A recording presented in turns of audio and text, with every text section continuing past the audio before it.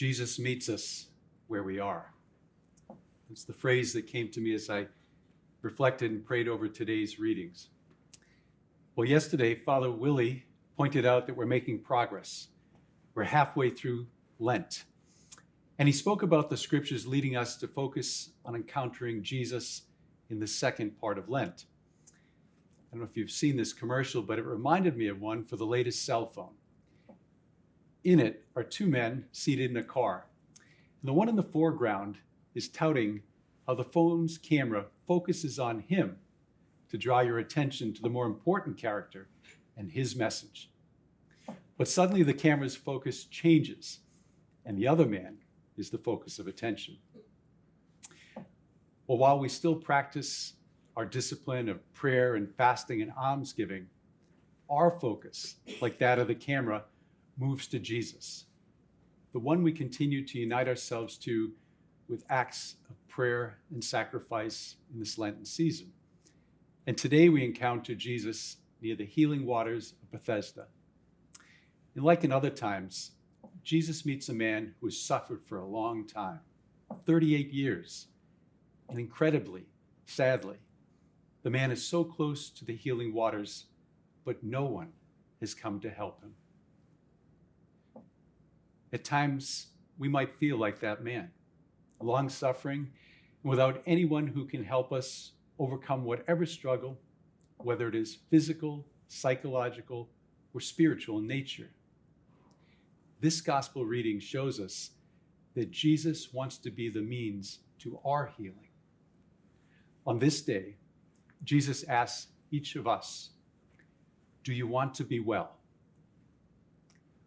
Every one of us has some part of our lives that needs to be made well, from the youngest to the most senior, the single, the married, the priest, the deacon, or the consecrated. So what is it that needs to be made well in our lives? Think for a moment. Picture and hear Jesus asking you if you want to be made well. What would you say to him? What is it?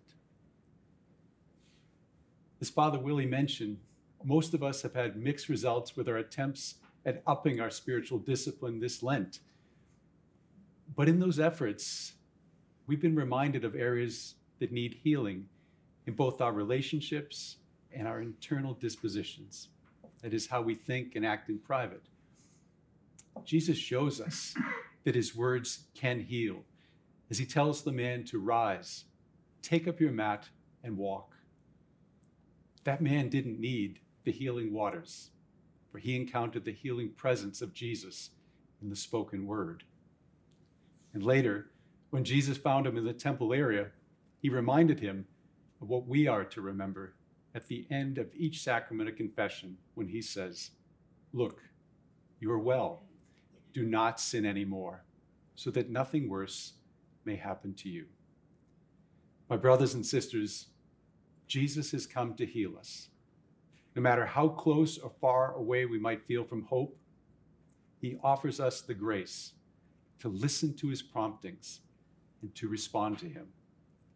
Whether it is in the sacrament of the sick or confession, whether in this Mass or in your family prayer, Jesus is calling to you and to me. So let us rise and walk with him to find the healing that we need, so that we can be like that man and tell others of the power of Jesus in our lives. And let us begin by sharing this in our homes. May God bless you and your families this holy day. And let us remember, Jesus has come to meet us.